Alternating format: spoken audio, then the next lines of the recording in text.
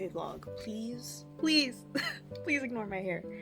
I've been putting off vlogging for majority of this month, but thought it was a good idea to pick up the camera and give y'all a little updates. This camera is literally about to die. It's February, by the way, if I haven't already said that. I have been putting off vlogging so far this month. It's the 5th. But I have plenty of plans and way more content I want to get out the rest of the year, so we're locking in.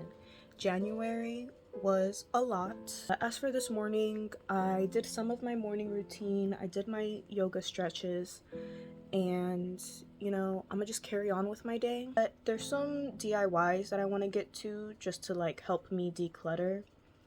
And also for this vlog, I might include some crochet.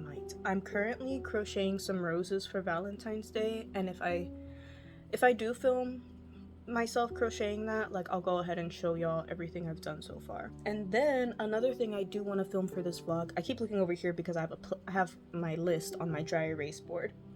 But another thing I want to include in this vlog, it was just gonna be like a compilation of a bunch of old footage from like the end of the year last year and the beginning of January.